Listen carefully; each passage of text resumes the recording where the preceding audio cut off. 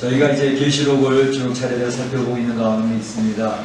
이 계시록은 역사의 대종말, 그리고 이제 예수님이 재림하기 전에 어떤 일들이 있게 될 것인지 그것들을 설명하는 것이 잘 나오고 있습니다.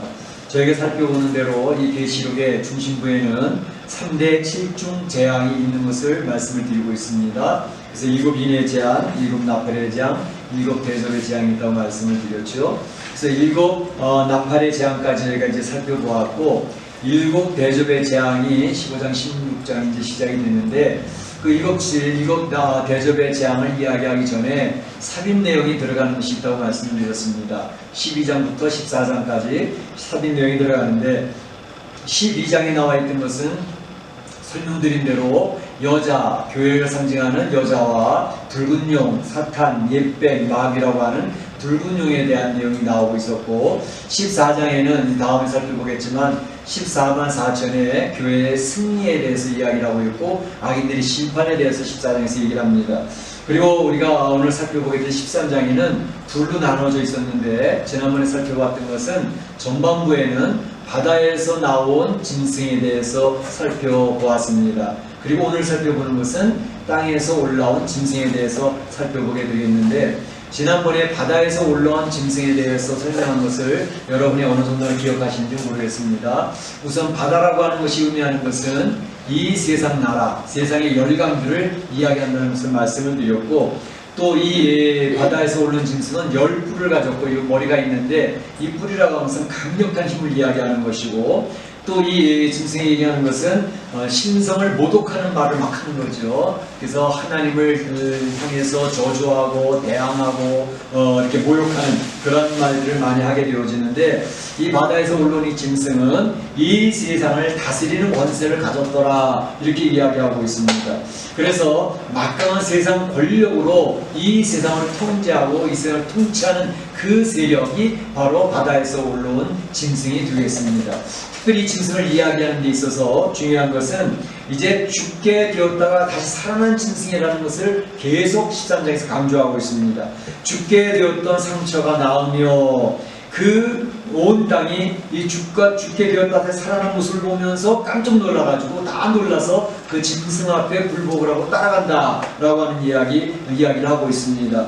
또 오늘 나와 있는 본문에도 2번이나 이야기하게 될 죽게 되었던 상처가 나은 자에게 경배하게 하고 하는 말도 있고, 또 이제 칼에 상하였다 살아난 짐승을 위하여 우상을 만들라 라는 그런 말도 있고, 그래서 이 바다에서 나온 이 짐승은 예수님을 흉내내고 있더라는 것입니다. 예수님이 십자가에 죽으셨다가 3년 부활하신 것처럼 죽은 것 같았던 그가 다시 살아나는 것을 통해서 세상 사람들이 깜짝 놀라서 그의 그 능력을 보고 그 이적을 보고 그 앞에 굴복을 하게 된다는 것이죠. 그래서 그를 따르기로 작정을 하는 그런 일들이 생긴다는 것을 이야기하고 있습니다. 그래서 8절에도 보게 되면 이 땅에 사는 자들은 다 그 짐승, 바다에서 나온 그 짐승에게 경배하더라, 이렇게 되어 있습니다.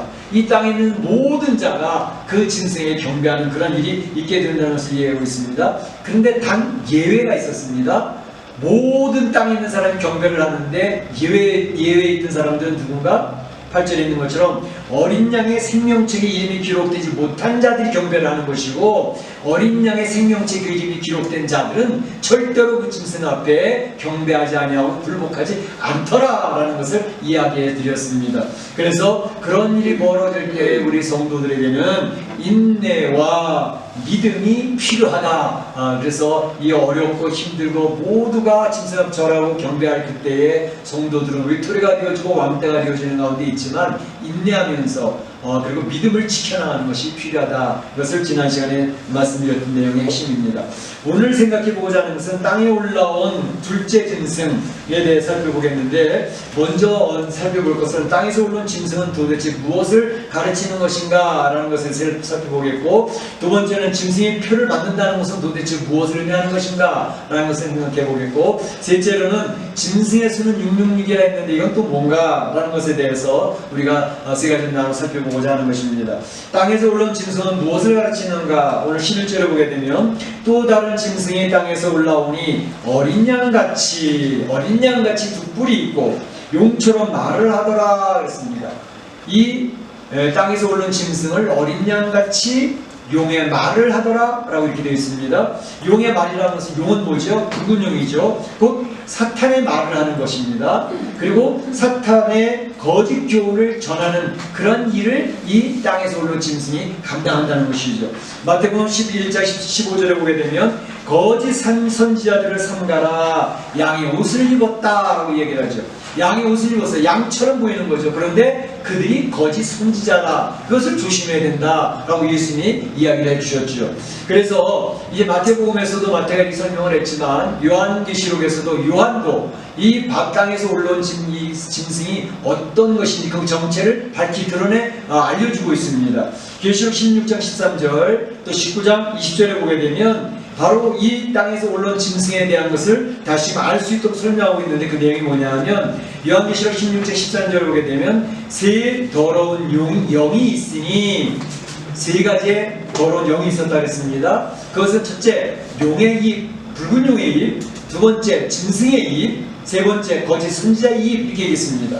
그래서 용의 입은 붉은 용을 얘기하고, 짐승의 입은 바다에서 올라왔던 그 입을, 짐승을 이야기하고, 세 번째는 땅에서 올라온 짐승을 이야기하는데, 땅에서 올라온 짐승을 정의하기를 거짓 선지자의 입이다, 이렇게 설명을 하고 있는 것입니다.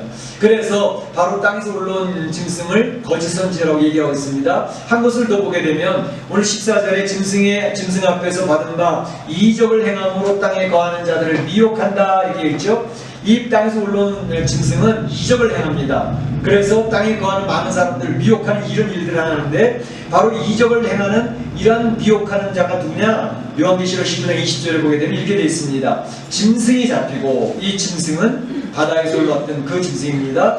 그 앞에서 이적을 행하던 거짓 선자들도 잡혔으니 이는 짐승의 표를 받고 그의 우상에게 경배하는 자들을 이적으로 미혹하던 자다라고 이렇게 정확하게 설명을 하고 있습니다. 그러니까 땅에서 올라온 자는 거짓 선지자다라는 것을 이야기하고 있죠. 그러니까 땅에서 올라온 이 두 번째 짐승은 거짓 선지자, 거짓 영, 악한 영을 가지고 세상을 미혹을 하고 이 바다에서 올라온 짐승의 협조한 자로서 설명이 되고 있는 것을 볼 수 있습니다. 12장에서 이 사단의 정체들을 설명하는데, 사단이 12장에서 나와 있던 것은 붉은 용을 설명을 했죠. 이 사단의 핵심입니다. 그래서 그것은 사탄이라고도 하며 뱀이라고도 하며 마귀라고도 부르는 존재를 붉은 용이라고 이야기하고 있습니다. 그리고 13장에서는 두 가지 짐승을 이야기했는데, 바다에서 오는 첫 번째 짐승은 바로 이 세상을 통제하고 이 세상을 통치하고 하나님 앞에 대항하는데 막강한 힘을 가지고 있는 적그리스도의 세력이 바로 이제 바다에서 올라온 짐승으로 표현되고 있습니다. 그런가 하면 13장 후반부에 나와 있는 바로 이 땅에서 올라온 짐승은 거짓 영, 용의 말을 하고 세상 사람들을 미혹을 하고 적그리스도, 세상을 통치하는 그러한 통제하는 그들에게 적극 협력해서 거짓의 영을 가지고 많은 사람들을 미혹해 나가는 그 영을 이야기하고 있습니다. 그러니까 이 내용을 가만히 보게 되면 하나님이 삼위일체로 사역을 하시잖아요. 성부 하나님, 성자 하나님, 성령 하나님, 이게 삼위일체로 사역을 하셔서 마치 이 삼위일체가 있는 것처럼 사단도 하나님 흉내를 계속 내는 겁니다. 잘 보시면 사단은 계속해서 하나님 흉내를 내고 있는 것을 볼 수 있어요. 그러니까 땅에서 올라온 둘째 짐승은 바로 거짓 영이라고 그랬잖아요. 그리고 거짓 선지자라고 얘기했고 악한 영을 얘기하는데, 바로 이것은 첫째 짐승은 바다에서 올라온 적그리스도의 세력이거든요. 세상을 막강한 힘으로 통치하고 세상을 자기 앞에 굴복시키려고 하는 그런 역사들을 하는 그 바다에서 올라온 짐승에게 적극적으로 협력하는, 그래서 바다에서 올라온 짐승에게 이끌고 그 앞에 굴복하도록 인도하는 그 일들을 하는 것이 바로 이 땅에서 올라온 짐승입니다. 그러니까 성령께서 하시는 일에서 가장 핵심적인 내용이 뭐죠? 성령님이 하시는 일은 여러 가지가 있지만 그 중에 가장 핵심적인 것은 성령님은 예수 그리스도를 알게 하는 영입니다. 예수 그리스도에게로 인도하는 영입니다. 진리로 보혜사가 되어셔서 인도하시는 영이 성령이 하시는 가장 중요한 일인데, 성령이 하는 것과 같은 그 일을 이 땅에서 올라온 거짓 영, 거짓 선지자가 그 일을 하고 있다는 것을 이야기하고 있습니다. 그러니까 얼마나 흉내를 잘 내고 있습니까? 오늘 성경에서도 보게 되어지면 바로 이 땅에서 올라온 거짓 영, 거짓 선지자의 사역들을 이야기하는데 큰 이적을 행한다 그랬어요. 큰 이적을 하는데 13절에 보면 하늘에서 불이 땅에 내려오게 하는 이적을 행하더라 그랬습니다. 하늘에서 불이 땅에 떨어지도록 했던 역사는 엘리야가 했던 행하이잖아요. 근데 그걸 흉내를 내고 있는 거예요. 뿐만 아니라 출애굽할 때 10가지 재앙 중에서 이 애굽의 술사들이 따라했던 내용들이 3가지가 있었어요. 그러니까 이 세상의 술사들, 이 세상의 이 귀신의 영들이나 이 영적인 사역들 중에도 보면 하나님이 하시는 것을 흉내내고 따라하는 것들이 여러 가지가 있어요. 다 따라하지는 못하지만 몇 가지 흉내를 낸다는 것이죠. 그것처럼 바로 이 거짓 영, 거짓 선지자의 역사는 큰 이적을 행한다는 거죠. 만약에 하늘에서 불이 내리도록 하는 일을 사람들이 본다면 그 일을 행하는 사람을 보고 따라가지 않을까요? 와, 대단해. 어떤 돌이나 어떤 나무가 말을 하도록 만든단 말이죠. 그리고 그걸 보면서 불복하지 않을 사람들이 있을까요? 많은 사람들이 미혹이 됩니다. 불복을 합니다. 야, 저거는 다른 거하고 틀려. 돌이 말을 하게 만들었어. 아, 저기 있는 무슨 상인데 입을 벌려서 얘기를 하고 있거든. 피를 막 흘리고 있거든. 나무가 막 이야기를 한단 말이야. 그런 일들을 행한다는 거예요. 마지막 때 사단의 역사는, 이 거짓 영의 역사는 그런 일을 행한다는 거죠. 그러니까 많은 사람들이 그걸 보면서 따라가게 된다는 것입니다. 뿐만 아니라 14절에 보게 되면 첫째 짐승에게 받은 능력으로 이적을 행하여 땅에 거하는 자들을 미혹한다. 별별 일을 다 합니다. 마지막 때에는 별별 일을 다 합니다. 그러니까 이적을 따라간다든지 신비를 따라가는 사람, 신비 체험하는 걸 굉장히 따라가는 신앙인들은 굉장히 조심해야 될 부분이에요. 왜냐하면 신비한 역사를 그들이 행하거든. 그리고 이 땅에 미혹이 되어주고 생기를 준다. 여러분, 생기를 준다는 말에 딱 떠오르는 구절이 있지 않습니까?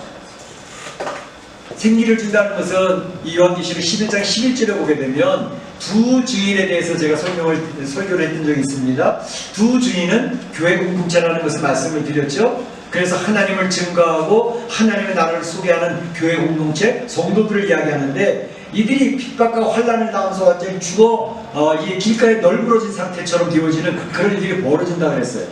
다 성도들이 죽은 것처럼 교회가 다 파괴된 것처럼 되어지는 상황이 있지만 하나님으로부터 생기가 옴으로써 그 죽었던 것 같은 교회가 그 성도들이 다시 일어나서 활기를 찾고 부활의 그 역사를 감당하는 것을 설명을 드렸습니다.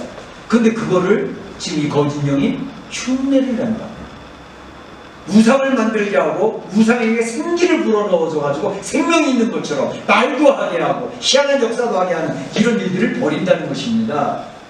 마지막을 살아가면 이런 일들을 여러분들이 실제로 보게 될 것입니다. 그러니까 이런 것들을 보면서 만약에 그 우상 앞에 절하지 아니하고 우상 앞에 경배하지 아니하고 우상을 따르기로 결단하지 않으면 그 사람들은 경배하지 아니하는 자는 몇이 되든지 다 죽이게 하더라 했습니다. 거짓 선지자, 거짓 영이 적그리스도에게 굴복하지 아니하고 그를 숨기겠다고 고백하지 아니하고 결단하지 않으면 다 죽이겠다는 겁니다. 실제로 죽이는 일이 벌어지게 될 것입니다. 그래서 죽는 사람들이 많이 생기게 될 것입니다. 자, 이런 것을 보면서 이 마지막이 가까워올수록 참과 거짓을 분별하기 어려운 시대가 됩니다. 이 진짜 선지자인지 가짜 선지자인지, 이게 참인지 이게 가짜인지, 막 희한한 일들, 성경에서 행했던 이런 일들이 내 눈앞에서 막 벌어지고 있으니까 혼돈이 오는 거죠. 그런 시대가 온다는 것입니다. 그래서 그에게 결을 불복하라고 그러고 그를 숨기겠다고 다짐하라고 그러고 각서를 쓰라고 그러고 서약을 하라고 시그니처를 하라고 그러고 사인을 하라고 그러고, 그런데 그렇게 안 하면 협박을 한다는 것입니다. 너 죽어. 그리고 때로는 회유하고 아름다운 모습으로 미혹을 하고, 그래서 어떻게 하든지 이 사탄 앞에, 붉은 영 앞에, 적그리스도 앞에, 거짓 선지자 앞에 굴복하도록 이끌어가는 교묘한 술책들이 계속 나오게 될 것이라는 것을 이야기하고 있습니다. 그러니까 하나님 역사를 흉내내니까 위에 하늘에서 불도 내리고 돌과 나무가 말도 하고 하는 이런 일들 하게 되니까 이 세상 사람들은 말할 것도 없고 하나님의 전에 나와서 예배드리던 성도들조차도 넘어지기 쉬운 그런 환경이 조성되어진다는 것을 이야기하고 있습니다. 그렇기 때문에 성도들이 이러한 때가 있다는 것을 미리 머리에 그림을 그리고 미리 대비를 하고 준비하면서 말씀을 읽고 말씀 앞에 견고히 서야 된다는 것입니다. 기도하면서 주의 능력을 더 입어야 된다는 것입니다. 그리고 결단을 내서도 이기려면 담대함이 있어야 됩니다. 성령의 능력을 덧입어서 담대해져야 이것을 거부하고 이겨낼 수 힘이 있지. 그렇지 않으면 고삐가 꿰어진 소처럼 이리 끌리고 저리 끌리고 끌려가다가 지옥의 자식들이 되어질 수 있다는 사실입니다. 그래서 오늘 우리는 땅에서 올라온 짐승이 무엇을 의미하는지를 정확하게 그림을 그리고 있어야 되고, 두 번째로 생각할 것은 짐승의 표를 받는다는 것은 무엇을 의미하는 것일까 하는 것입니다. 짐승의 표, 이제 여기에 대해서 많은 성도들이 궁금해하고 많은 질문들이 있고 많은 대답들이 있습니다. 이 표라는 것은 헬라어로 카라그마라는 단어로 있어요. 카라그마. 이것은 긁힌 자국 또는 어떤 조각 또는 어떤 인침 이런 것들을 의미하는 것이 카라그마라는 단어입니다. 근데 바로 이것도 하나님이 하신 일들을 흉내내는 것 중에 하나입니다. 요한계시록 7장 3절에서 우리가 살펴봤던 것 중에서 하나님의 종들이 이마에 인치기까지 해야지 말라라고 얘기했죠. 재앙이 선포되기 전에 하나님께서 내 천사와 내 모퉁이를 붙잡아서 바람이 불지 못하도록 해라. 왜? 하나님의 사람들의 이마에 인을 칠 때까지 보류 하고서 하나님이 하나님의 백성들의 이마에 인을 친다 그랬습니다. 물론 여기서 하나님이 이마에 친다는 이마에 표시가 나타나는 의미가 아니고, 바로 그것은 성령으로 말미암아 하나님의 장렬한 확신을 갖게 한다는 것입니다. 그게 성령의 인침을 받는 겁니다. 여러분 생각할 때 이마에다 뭘 달고 다니나 무슨 글씨가 쓰이나 그렇게 생각하는 건 그건 오해입니다.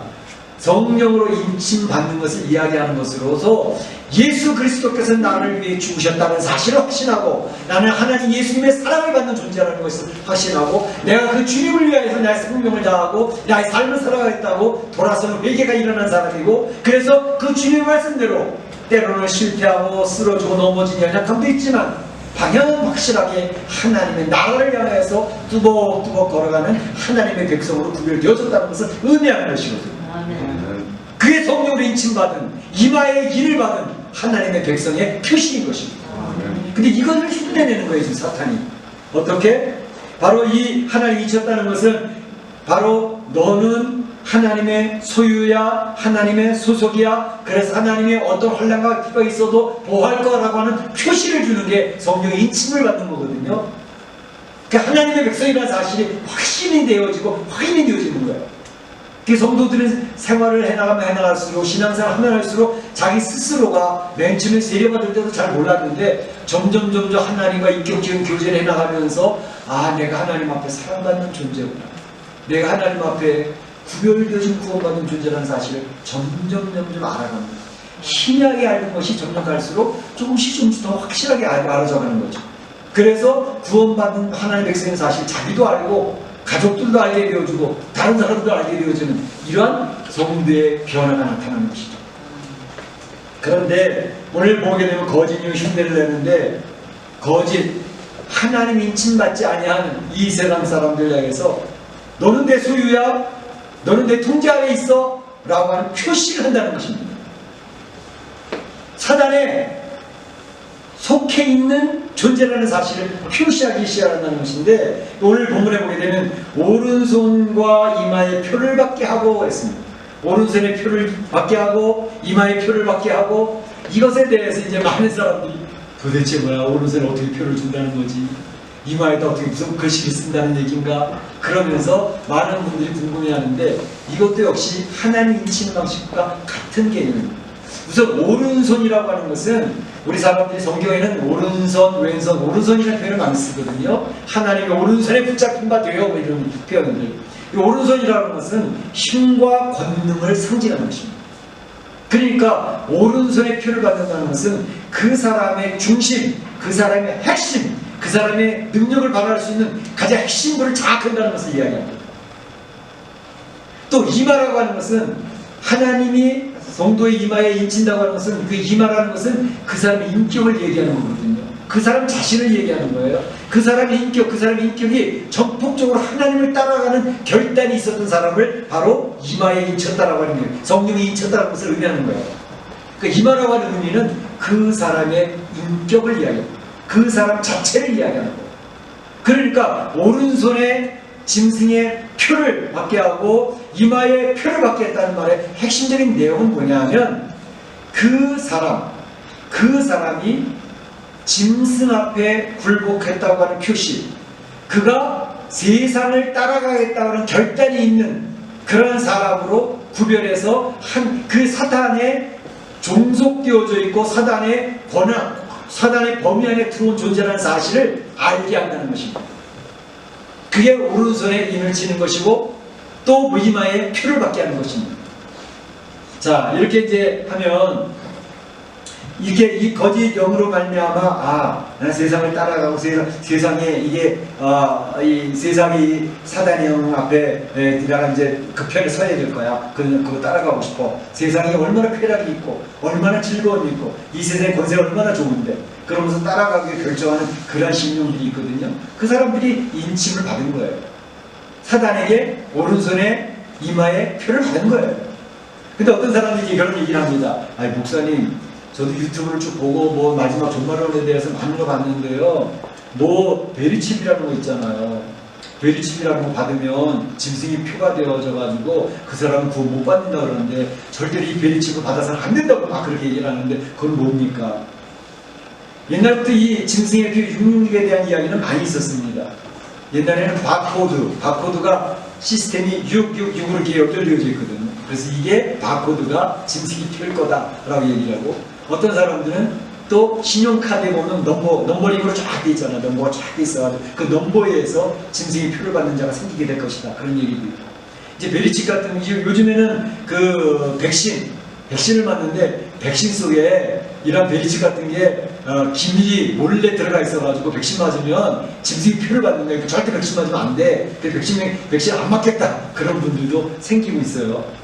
그리고 이제 마지막 때 이러한 베리칩을 받게 될 때에 이제 우리는 짐승의 표를 받는 것이기 때문에 구원의 대상에서 제외될 수가 있어 라고 하는 그런 것을 굉장히 강조하는 분들도 많이 있어요. 근데 여러분 잘 생각해 보시기 바랍니다. 이 베리칩, 지금 베리칩은요 동물들에게는 베리칩을 이미 놓고 있습니다. 동물들. 그래서 그 동물들을 어떻게 의학적으로 관리하고 있는지, 어떠한 면역을 접종을 했는지 뭐 그런 것들이 다 들어가 표시가 되어 있습니다. 심지어 미국 같은 데서도 그렇고 좀 선진국에서는 이 나이 많은 시니어 환자들, 노인들 그런 분들에게는 이런 베리칩을 놔줘요. 그건 뭐냐면 이 사람이 당뇨가 있는 사람이고 혈압이 있는 사람이고 이 사람의 어떤 약에는 부작용이 있고 어떤 약에는 괜찮고 하는 것을 그 정보를 그 안에 다 집어넣기 때문에 그걸 통해 가지고 바로 이 사람에게는 이런 약은 알레르기 반응이 있으니까 먹으면 안 돼. 그러면서 의사들이 체크해 가지고 그거에 의해서 그 사람의 의학 정보를 가지고 그 사람에 대해서 대처를 하는 그런 일들이 지금 현재 이미 벌어지고 있습니다. 그러니까 그럼 베리칩을 받은 사람은 무조건 짐승의 표를 받은 것이냐 라고 이야기하는 것은 좀 무리가 있다는 것입니다. 만약에 베리칩을 받았기 때문에 구원받았던 사람들이 구원 못 받는 사람을 변경할 수 있다면 하나님의 능력이 그렇게 힘이 없는 것일까? 라는 생각을 해보실 필요가 있어요. 하나님은 이미 태초 전에 우리를 선택하시고 구별하시고 하나님의 기쁘신 뜻대로 하나님의 백성 삼으시는 하나님의 놀라운 능력이 임한 자가 하나님의 백성들입니다. 그런데 그 베리칩이 들어감으로 말미암아 구원받았던 사람인데 그 사람이 구원 못 받게 되어졌어. 이거는 신학적으로나 성경적으로 논리적으로 맞지가 않아요. 그런데 이런 것은 있을 수가 있어요. 왜냐하면 바로 하나님의 백성이 되었다는 것은 예수님과 인격적으로 교제가 되어지는, 그러니까 자기의 결단이 있는 것입니다. 나는 예수님을 나의 구세주로 영접했어라는 결단이 있죠. 그리고 나는 이 세상이 힘들고 어렵지만 예수님의 뜻대로 예수님이 말씀하신 대로 순종하며 살 거라고 자기 결단이 있어요. 그래서 성도들은 자기 결단에 의해서 자기의 선택에 의해서 하나님의 말씀하신 말씀대로 따라 순종하려고 애를 쓰면서 살아가는 사람들이 성도들이에요. 그런데 베리칩을 맞았는데 요즘 많은 사람들이 이야기하기를 베리칩 안에는 이제 서로 우리 뇌하고 연결되어 있는 시스템이 되어져 가지고 우리 머리에 결정과 결단과 나의 의지와 상관없이 사람을 조종할 수 있는 그런 기술이 개발된다고 하더라.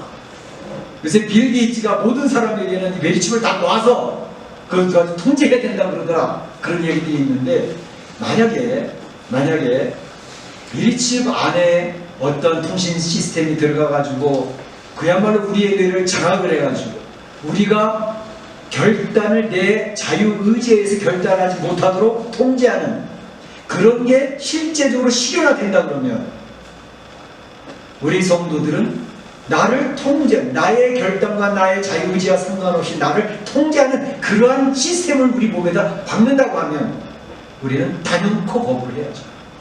왜? 나의 결정이나 나의 자유의지와 상관없이 나를 끌고 가려고 하는 그런 의도가 들어가 있다고 하면 그걸 어떻게 내가 따라가겠습니까? 나에게 손해가 되더라도 내 생명의 위험을 받더라도 그걸 거부해야죠. 그렇지 않나요? 그런데 중요한 사실은 우리 성도들을 하나님의 자녀라고 성령 인침받은 성도들은 이러한 짐승의 어떠한 의도에 의해서 우리의 구원이 왔다 갔다 하지 않는다는 사실입니다. 아멘. 베리침을 받았기 때문에 그 사람이 구원 못 받는 짐승의 권한으로 들어갔다. 그럴 일 없어요. 하나님 그렇게 유약하신 분이 아닙니다. 하나님이 사탄보다 약하지 않습니다. 사탄이 자기 마음대로 하나님의 백성들을 끌고 나가서 자기의 권한, 권속으로 만들 수가 없습니다. 이게 사탄이 가지고 있는 제한이에요. 그렇기 때문에 우리 성도들이 마지막 살아가서 베리치 받아야 돼 말아야 돼 그것보다 그건 별로 중요하지가 않습니다. 그것보다 중요한 것은 내 마음에 예수님을 마음에 영접하고 나는 예수님의 사람으로 살아가겠다고 하는 결단과 결정이 분명히 있느냐 없느냐, 내가 인격적으로 주님과의 교제 속에서 주의 말씀대로 살겠다고 하는 그런 삶의 모습이 있느냐 없느냐, 이게 중요한 것입니다. 이게 없다면 나는 예수님 별 모르겠어, 하나님의 역사는 잘 모르겠고 나는 세상 가는 대로 갈 거야, 이 사람들은 이미 베리칩을 안 받았어도 짐승의 표를 받은 사람들입니다. 베리칩을 받기 이전에 이미 짐승의 표로 다 그 사람들이 너는 하나님의 백성이 아니야라는 것이 표시가 된 사람들이에요. 그걸 꼭 기억하시기 바랍니다. 예수님을 마음에 영접하고 주님과 인격적으로 교제가 이루어지고 하나님의 백성들이 성령이 인침받은 사람들은 짐승의 표를 받을 수가 없습니다. 그것에 의해서 우리의 구원이 바뀌어지지가 않습니다. 믿으시기를 축원합니다. 축원합니다. 마지막 때 그런 것 때문에 너무 겁내지 마시기 바랍니다. 그래서 이 적그리스도가 바로 이 세상 사람들에게 인을 치는 거죠. 너는 하나님 백성 아니고 내 백성이야, 너는 하나님을 따라하는 사람 아니고 내 말을 들을 사람이야 라고 쭉쭉 인쳐나가는 그런 일들이 이미 벌어지고 있고요. 마지막 때는 그것이 더 확실하게 드러나는데, 오른손과 이마에 받는다는 것은 그들이 자기의 중심에서 하나님을 따르지 않기로 결정을 했어요. 자기의 중심에서 인격적으로 나는 교회, 난 신앙인으로 살아가고 싶지 않아 라고 하면서 결정을 했어요. 이 사람들이 짐승의 표를 받은 사람들이에요. 이 적그리스도가 이제 통제하는 세상의 권력, 거짓 영의 협조 아래에서 이 세상의 부패한 영혼들, 하나님을 떠난 영혼들은 이 세상의 동화가 되어집니다. 세상에 따라 살아갑니다. 그래서 세속화가 되어집니다. 그래서 그들의 마음속에는 하나님을 무시함이 생깁니다. 하나님을 거부하는 마음이 생깁니다. 하나님 앞에 도전하고자 합니다. 이 사람들이 짐승의 표를 받은 사람입니다. 사단이 그의 공속으로 넣었기 때문에, 그의 소속이기 때문에 하나님하고는 별로 관심이 없어요. 관계도 없어요. 하나님에 대해서는 별로 그분의 말씀을 듣고자 하는 마음이 자세가 없어요. 그러니까 그 사람들은 지옥을 가는 거예요. 요즘에 지난번에 잠깐 말씀드렸던 것처럼 국회에서 117차 상원 하원의원 이제 연합 회의를 이렇게 하면서 개회 예배를 드리는데, 그 개회 예배를 기도하는 사람이 상원의 원목이나 하원의 원목이 한 게 아니라 하원에 있었던 이제 감리교 출신의 목사님, 2005년까지 목회했던 목사님이 기도를 하는데 어떻게 기도한다고요? 힌두교의 브라만의 이름으로 기도합니다. 또 이스라엘 섬기는 모든 신들의 이름으로 기도합니다. 그러면 대답하기를 뭐라고요? 아멘. 또 한 가지는 우먼, 에이멘, 맨이라는 단어가 들어갔으니까 그 맨이라는 단어에 대치되는 우먼이라는 단어, 우먼, 이렇게 기도를 했어요. 뭐예요? 동성애, 하나님이 정해놓으신 이런 모든 것들을 파괴하려고 하는 의도가 분명히 들어가 있다는 것입니다. 이것이 평신도가 아니라 목사일을 했던 사람의 입에서 나오는 내용입니다. 뿐만 아니라 지금 하원의 다수당의 의장이 되어져가지고 이제 하원 의장이 되어진 낸시 펠로시라고 하는 민주당 의원이죠. 이 사람이 발의를 했는데, 법안을 발의했는데 앞으로는 아버지라는 단어, 어머니라는 단어, 아들이라는 단어, 딸이라는 단어 쓰지 말자라고 하는 법안을 제출했어요. 그리고 지금 계속 발표되고 있는 게 뭐냐면 미국 안에 지도층들, 대통령을 했던 사람들로부터 시작을 해가지고 뭐 사원 하원의원에 있는 사람들로 대법원 원장이며 이런 많은 사람들이 소아성애자라는 그룹이 있습니다. 그런 소아성, 앱스타인이라는 사람이 그런 일들을 많이 해가지고 많은 재벌들이나 권력 있는 사람의 힘 있는 사람들 끌어다가 이러한 구렁텅이에 다 모아서 다 약점들을 다 잡고 있는데, 그것이 지금 계속 발표가 되어지고 있는 상황이었어요. 그러니까 지도층에 있는 사람들, 엘리트층에 있는 사람들이 소아성애자가 되어져가지고 나라의 국가의 근간을 흔들어버리는 거죠. 이런 것이 지금 세상이 얼마나 부패해져가고 타락해져가고 있는가는 것을 보여주는 것인데, 결국 동성애를 이야기하는 사람들, BLM이나 안티파나 이 사람들 공산주의 연결되어 그들의 후원을 받고 있잖아요. 조지 소로스에. 그런데 바로 이 사람들이 목표라는 뭐냐면 가정 파괴입니다. 하나님이 만들어주신 가정을 파괴시키는, 동성애라는 것을 통해서 한국도 동성애법을 지금 통과시키려고 하고 있잖아요. 그리고 교회를 폐지합니다. 교회를 폐지. 방역을 다 따랐어요. 교회 지침을 그 방역 지침에 따라서 다 지침을 따랐어요. 자동 소독기를 정문에서 입구에서 예배 입구까지 몇 대를 갖다 놓고 계속 자동 세척을 하면서 예배를 2-3m씩 뛰어가지고 예배를 다 드리는데도, 그들이 요구하는 방역 지침 다 따랐는데도 단지 예배를 드렸다는 것 때문에 교회를 폐쇄시켰어요. 질병관리법에 의해서. 이건 앞으로 이제 더욱더 강화될 것입니다. 그리고 기독교회를 파괴시키려고 하는 시도가 이 세상의 권력자들, 세상 정부에 의해서 이루어지게 될 것입니다. 기독교인들이 자꾸 위축이 되어지고 교회가 잠깐 사라져버릴 거예요. 많은 사람들이 굴복하고 포기하게 될 거예요. 그런데 어떻게 해서 이런 일을 완성시켜 나가느냐? 정치적으로, 사회적으로, 경제적으로 계속 옥조에 오게 될 것입니다. 그러니까 정치적으로도 기독교인들은 그들이 파괴해야 될 대상입니다. 제일 말 안 듣고 제일 굴복하는 게 기독교인들입니다. 교회거든요. 교회는 최후의 보루입니다. 그렇기 때문에 교회를 파괴하고 기독교인들이 무너지면 이제는 잘하게 되는 거예요. 그래서 다른 것들은 다 괜찮아. 다른 종류는 별 힘이 없어요. 그러나 기독교의 성도들이 무너지고 교회가 무너지면 완전히 정치인들이 자기네들의 뜻대로 할 수 있는 시대가 오는 것입니다. 그리고 사회적으로 고립을 시킵니다. 이야, 저 기독교인들은 얼마나 나쁜 존재는 개독교야, 개독교. 기독교인들 나와 세상 사람들보다 못하잖아. 기독교인들이 계속해서 뉴스에서 이슈가 되어지면서 기독교인들이 길을 피지 못하도록 만들어요. 기독교인들이 어디 가서 나는 예수 믿는 사람이 말을 못하는 분위기로 만들어요. 사회적으로 고립을 시킵니다. 경제적인 생활이 불가능하도록 만듭니다. 다른 것들은 그냥 그런 대로 그냥 참을 수 있는데 경제 생활을 불가능하도록 만들어버리면 그때는 손을 드는 사람들이 많아집니다. 굴복하는 사람들이 많아집니다. 오늘 성경에서 이야기하는 부분이 바로 그 부분입니다. 뭐라고 얘기하고 있습니까? 짐승의 표를 가진 자 외에는, 이 누구든지 이 표를 가진 자 외에는 매매를 못하게 하니. 매매라는 게 뭐예요? 경제 생활입니다. 사고 팔고 뭐 해서 하는 그 매매를 못하게 하는 거예요. 이 표를 가진 자만 매매를 할 수 있게 한다는 거죠. 이 표를 가진 자만 경제생활을 할 수 있게 한다는 거죠. 그러면 목구멍이 포도청인데 먹고는 살아야지.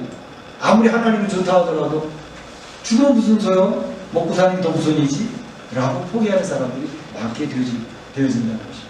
아니 경제생활을 못하게 하는데 어떻게 하나님을 믿고 교회를 나갈 수가 있어요? 이런 일이 지금 실행이 되고 있는 나라가 있습니다. 어딜까요? 중국 공산당입니다. 중국 공산당은 지금 경제가 어려지면서 이제 쿠폰제로 바꾸고 있습니다.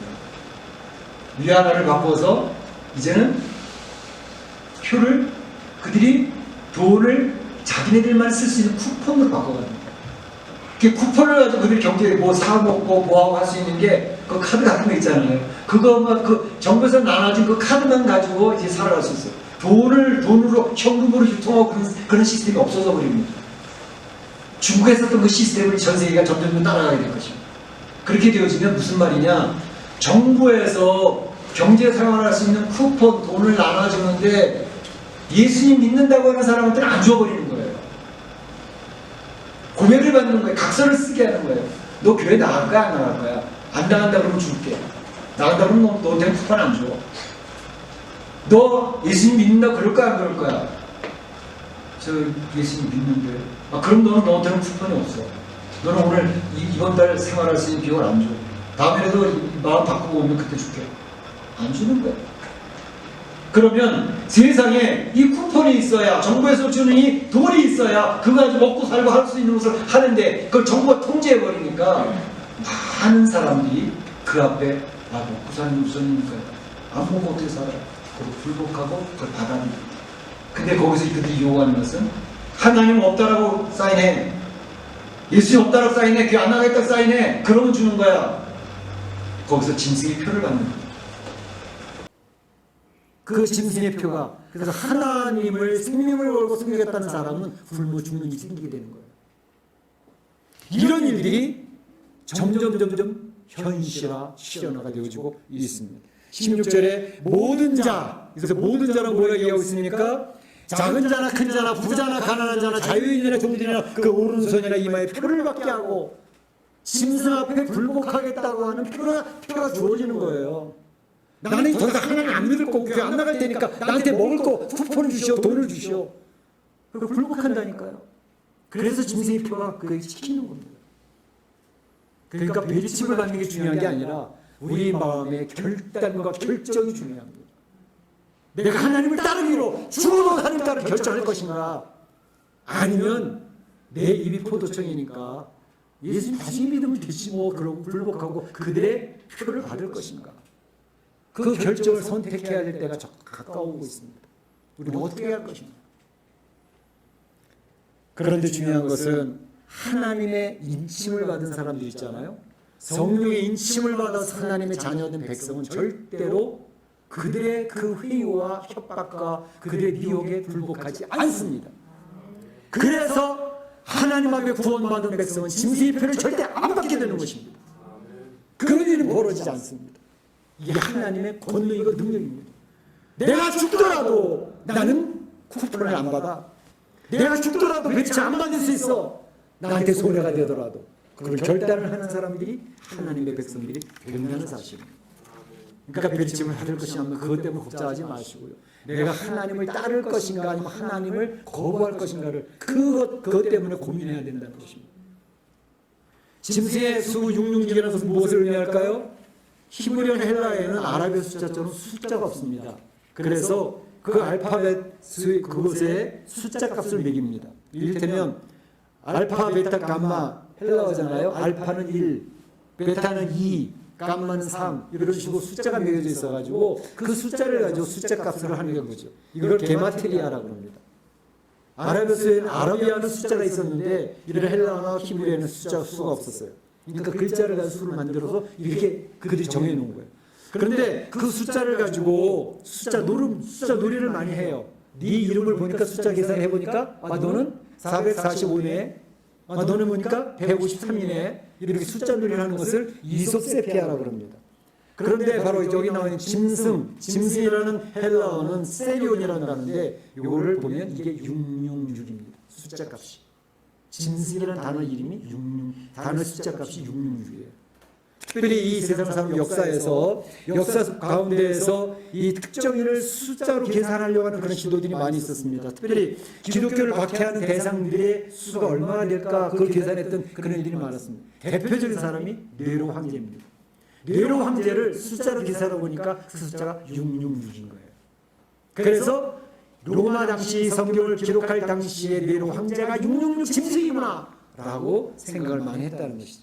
그런데 이러한 것을 전 세계 역사에 그대로 보편적으로 일반적으로 적용할 수는 없어요. 그래서 중요한 것은 6이라는 단어가 왜 중요한가라는 걸 생각해 볼 필요가 있는데, 이 6이라는 것은 7이라는 수에서 하나가 모자라는 수가 6입니다. 그렇죠? 7이라고 하는 수는 하나님이 이야기하는 완전수를 7이라고 그래요. 6이라는 수는 하나님의 완전수를 따라오려고 막 하는데 하나가 모자라서 6인 거예요. 그러니까 하나님의 완전수는 777입니다.